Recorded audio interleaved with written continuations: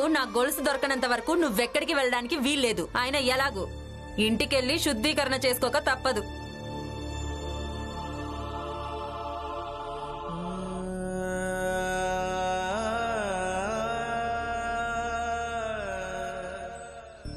నీకు మొక్కలు నాటడం ఇష్టం కదా?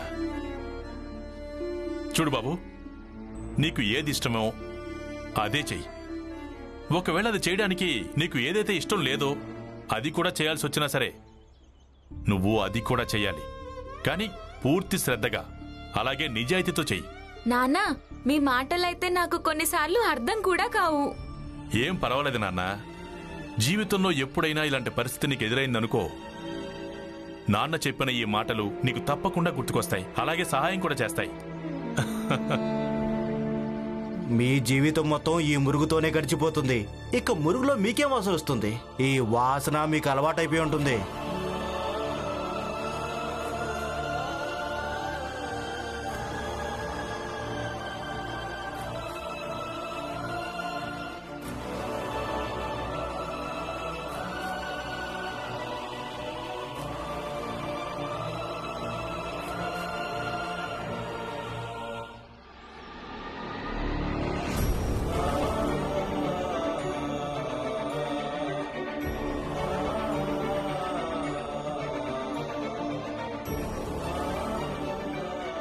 చూడు భీమరావు, ఈరోజు మేము ఇలా ఉన్నాం, రేపు ఎవరైనా ఇలా అవుతారు. అది నువ్వు కూడా కావచ్చు.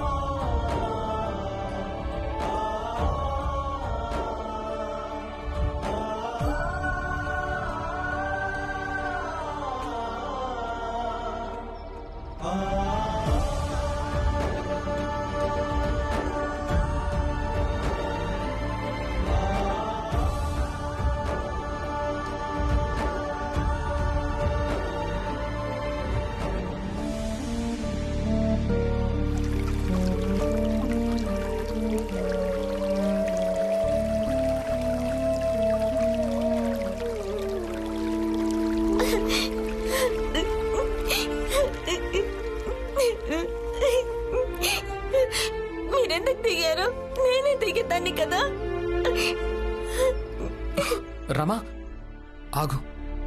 నువ్వు నీ చేతులకెందుకు మురికంటించుకుంటావు? అంటనివ్వండి.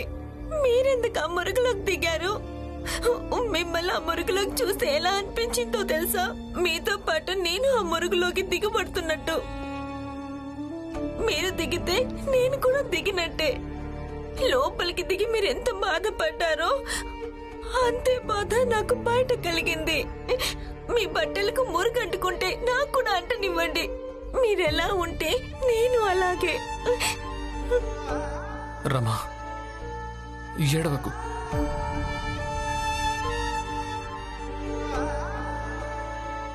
పద ఇక్కడి నుంచి.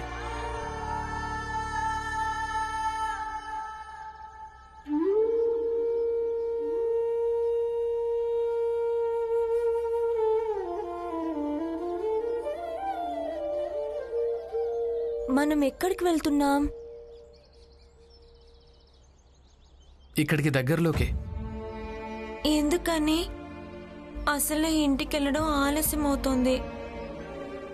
అది నిజమే, కానీ ఇలాంటి అవతారంతో ఇంటికి వెళ్ళలేను కదా రమా. అక్కడ అందరూ 100 ప్రశ్నలు అడుగుతారు. ఇక నేను అబద్ధం చెప్పలేను, అలాగే నేను నిజం కూడా చెప్పలేను. రమా, ఈ జాతి అనే బురద అన్ని చోట్ల ఒకేలాగా ఉంది. అది సతారా కావచ్చు, ఈ బొంబాయి కావచ్చు. కానీ ఇప్పుడు నాన్నను అలాగే ఆనందన్నయ్యను కంగారు పెట్టాలనుకోవటం లేదు. అయితే ఈ బట్టలతో ఎలా వెళ్దాం?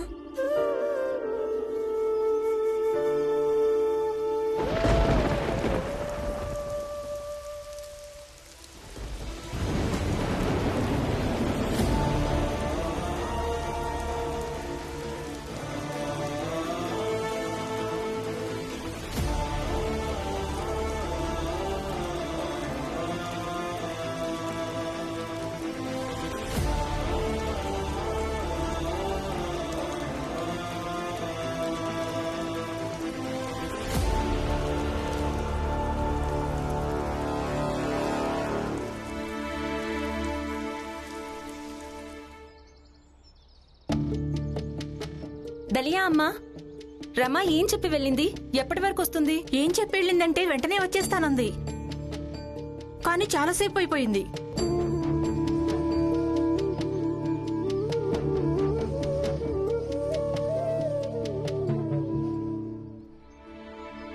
నాకు మొత్తం విషయం అర్థం కావడం లేదు. ఈ భార్యాభర్తల బంధం అంటే ఏంటి అసలు? పెద్దవాళ్ళందరూ ఎన్నోసార్లు చెప్పారు, అయినా అర్థం కాలేదు. ఈరోజు మిమ్మల్ని చూస్తే విషయం అర్థమైంది. భార్యాభర్తల బంధం అంటే ఇలాగే ఉంటుందని. ఎలా ఉంటుంది? ఈరోజు మీరు నా కోసం కాలువలో దిగారు. ఇదే విధంగా మీకోసం నేను కూడా ప్రతి కష్టాన్ని భరించాలని. మిమ్మల్ని చూస్తే ఏమనిపిస్తుందంటే, దుఃఖాన్ని కలిసి భరించినప్పుడు ఆ దుఃఖం దుఃఖంలా అనిపించదు.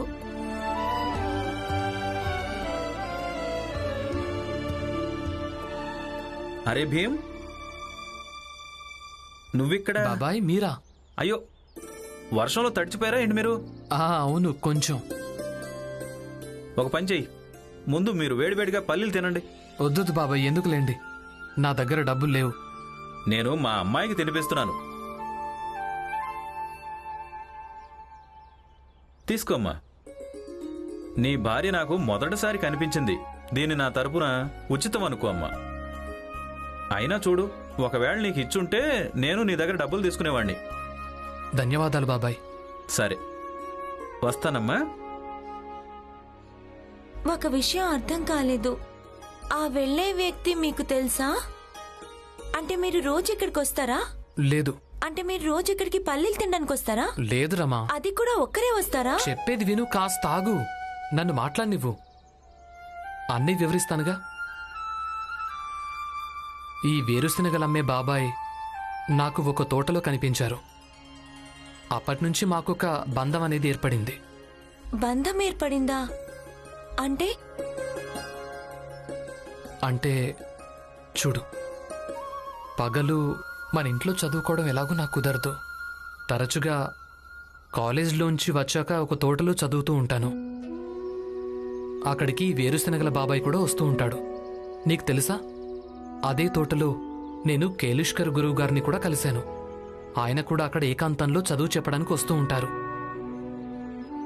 దాంతో మాకు కొద్ది గొప్ప పరిచయం ఏర్పడింది. కానీ మా సంబంధం ఎప్పుడు బలంగా మారింది అంటే నేను మెట్రిక్ పాస్ అయ్యాను చూడు, అప్పుడు మన జాతి వాళ్ళంతా నాకు సన్మానం చేశారు. ఆ సన్మాన సంబరాలకు కేలుష్కర్ గురువుగారు కూడా వచ్చారు. రమా, నేనొక రోజు నిన్ను ఖచ్చితంగా ఆయనకు పరిచయం చేయడానికి తీసుకెళ్తాను. ఇవన్నీ వింటుంటే ఏమనిపిస్తుందంటే, మీరు అడుగుపెట్టిన ఆ మురుక్కాలో కూడా పవిత్రమైపోయి ఉంటుందని. ఇంటికి పద. ఇంటికెళ్ళి ఏం చెప్పాలో అదే చెప్పండి. ఇంతసేపు ఎందుకు ఆలస్యమైందంటే? నువ్వు మీ అత్తయ్యకు చెప్పు, భర్తతో కలిసి తోటలో వేరుశనగలు తిన్నానని. కానీ అత్తయ్యకు వేరుశనగలు ఇంకా తోట విషయం చెప్పానంటే ఇంకా తిడుతుంది. అయితే ఏమైంది? భర్త కోసం ఆ మాత్రం భరించొచ్చు కదా. భర్త నా కోసం కాలువలో దిగితే నేను కూడా నా భర్త కోసం ఏదైనా చేయగలను.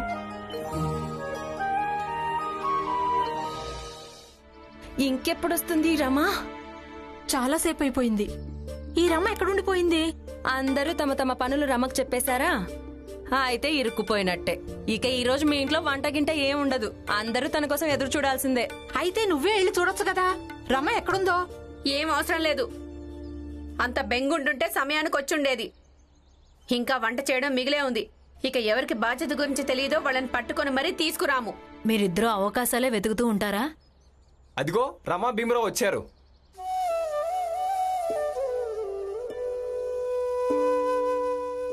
అయ్యో రమా, త్వరగా రా. సరుకులు తీసుకొచ్చావా? ఆ, అయితే మరి నా కూరగాయలు కూడా తెచ్చావా? నా కూరగాయలు తెచ్చావా లేక మర్చిపోయావా? తెచ్చాను. హా, ఇవ్వు. రమా, నువ్వు రావడం ఎందుకు ఇంత ఆలస్యమైంది? చిన్న జాతిదానా, వెళ్ళు, నా గొలుసు తీసివ్వు. నేనెందుకు తీయాలి? ఈ రోజు నేను చూస్తాను నువ్వు గొలుసు తీసివ్వకుండా ఇక్కడి నుంచి ఎలా వెళ్తావో. వదులు, దీన్ని వదలండి. వదలని చెప్పానా? వదులు. భీమ్తో కలిసి వస్తోంది. ఏం రమా, భీమ్ వాళ్ళ కాలేజీకి వెళ్ళావా? ఇప్పుడే ఆ మురుగు కాలువలో దిగి నువ్వు గొలుసు తీసిపో, లేదంటే ఈ మురుగు మొత్తం నీ భార్య మీద పోయడం జరుగుతుంది.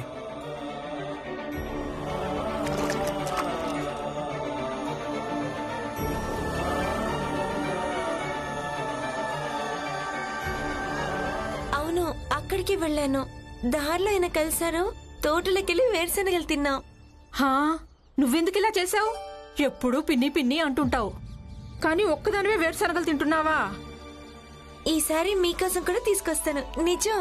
అయ్యో వద్దొద్దు. ఆ దలియా అమ్మ ఇలాగే పరిహాసాలాడుతుంది. ఇప్పుడు భీమ్రావు చదువుకుని పెద్ద ఆఫీసర్ అయిపోతాడు. అప్పుడు మేం వేరుశనగలతోనే సరిపెట్టుకుంటాం అనుకుంటున్నావా? ఎందుకంటే మా అందరికి విందు కావాలి. పెద్దవాళ్ళలాగా ధనికులలాగా విందు కావాలి.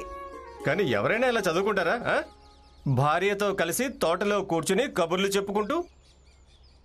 ఇది కూడా నిజమే.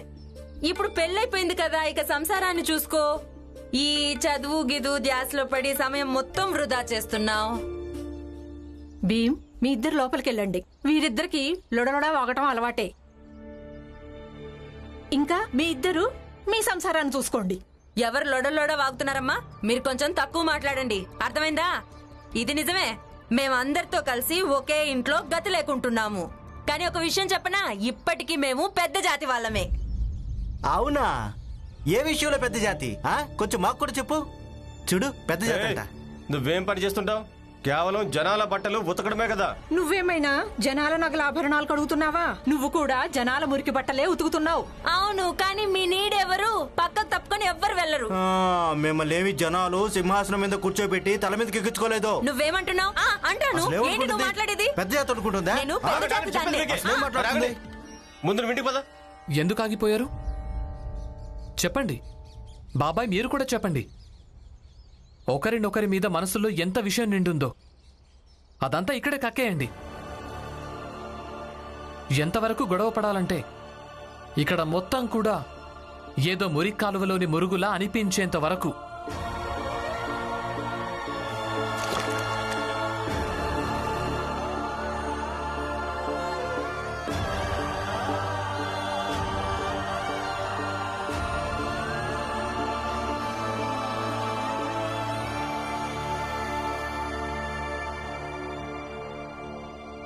ఈ భీం ప్రవచనాలు మొదలయ్యాయి. చిన్నప్పటి నుంచి ఇవే వింటూ వస్తున్నాను నేను. ఎప్పుడు పూర్తవుతాయో ఏమో. ఆయనన్నది నిజమే కదా. ఆయన ఎన్నెన్నో భరించారు, అందుకనే చెప్తున్నారు. నువ్వు కూడా భీమ్రావు భాష మాట్లాడడం మొదలు పెట్టకు. మీరంతా కేవలం మీలో మీరే కొట్టుకుంటూ ఉన్నారంటే ఇక ఇదే ఆలోచిస్తూ ఉంటారు. సమాజంలో అందరికంటే నీచమైన వాళ్ళెవరో, ఇక ఆ తర్వాత అందరికంటే నీచమైన వాళ్ళకంటే కొంచెం పైనున్నవారెవరో. మీరేది అర్థం చేసుకోలేరు. మనమంతా ఒక్కటే అని అర్థం చేసుకోండి. ఇలా జాతి పేరుతో మనుషులను పంచడం అనేది చాలా తప్పు విషయం. ఒక్కటిగా ఉండండి. మనమంతా ఒక్కటిగా ఉన్నప్పుడే కదా ఇతరులకు మన బలాన్ని చూపించగలుగుతాం. ఒకవేళ మీరు అర్థం చేసుకోలేదంటే ఇక ఎప్పటికీ మనకు కేవలం చెడే జరుగుతూ ఉంటుంది. అర్థం చేసుకోండి.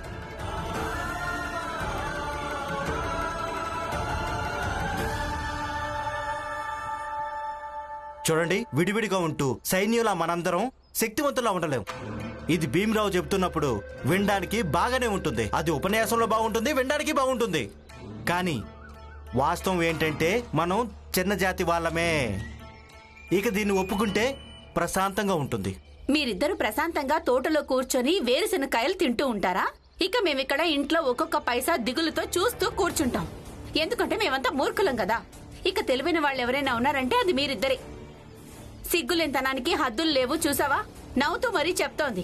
భర్తతో కలిసి తోటలో కూర్చుని వేరుశనకాయలు ఎలా తిన్నదో. అత్తయ్య, వేరుశనగలవాడు తనే ఇచ్చాడు, మేం డబ్బులిచ్చి కొనలేదు. అవును, నువ్వొక మహారాణివి కదా. వేరుశనగలవాడు ఉచితంగా వేరుశనగలు తినిపించడానికి. నీ భర్తకెలాగూ భిక్షంగా తినడం తాగడం అలాగే ఉండడం అలవాటైపోయింది.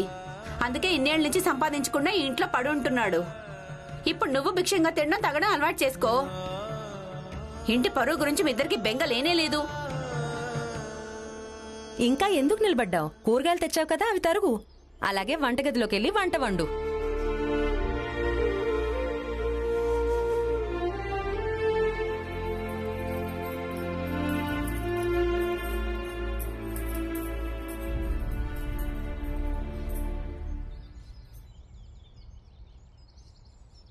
మీతో కొంచెం మాట్లాడాలి. ఇన్ని సంవత్సరాలు మన బంధం ఎప్పుడూ చక్కబడలేకపోయింది. అలాగే నేను ఒప్పుకుంటాను, ఇందులో నా తప్పు కూడా ఉండొచ్చు. దానికోసం మీరు నన్ను జీవితం అంతా క్షమించకండి. కానీ నా మీది కోపాన్ని మీరు నా భార్య మీద మాత్రం చూపించకండి.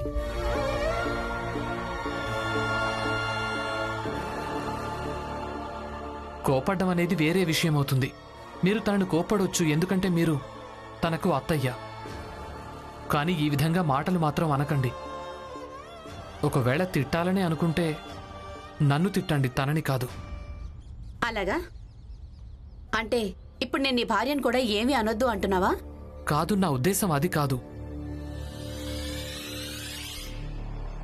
నువ్వు ఒక పని చేయొచ్చు కదా. ఇంత పెద్దవాడివైపోయావు, నువ్వు ఇంట్లోంచి వేరుపడొచ్చు కదా. నీ భార్యను కూడా వెంట తీసుకెళ్ళిపో. నేనేమీ అనను. సవతి కొడుకువు కదా. బహుశా అందుకే నా బాధను అర్థం చేసుకోవడం లేదేమో. కన్న కొడుకు అయ్యుంటే అర్థం చేసుకునేవాడివేమో.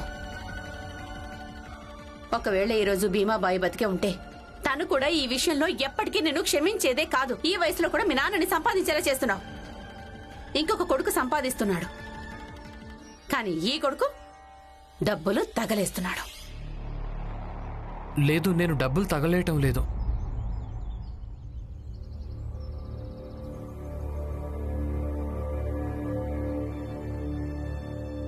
నువ్వు దేన్ని చదువంటున్నావు? అదిప్పుడు మా దృష్టిలో డబ్బు తగిలేయడమే అవుతుంది. నీ భార్యను తీసుకొని మా నుంచి వేరుపడి చూడు. అప్పుడు చదవడం అలాగే డబ్బు తగిలేయడం ఒక్కటిగానే అనిపిస్తుంది నీకు. నీ భార్యను తీసుకుని మా నుంచి వేరుపడి చూడు. అప్పుడు చదవడం అలాగే డబ్బు తగలేయడం ఒక్కటిగానే అనిపిస్తుంది నీకు. సరే అయితే వేరుగానే ఉంటాం. కానీ అప్పటికీ మీరు చూడండి, నా దృష్టిలో చదవటం డబ్బు తగలేయటం కానే కాదు, నిజానికి చదవడంగానే ఉంటుంది.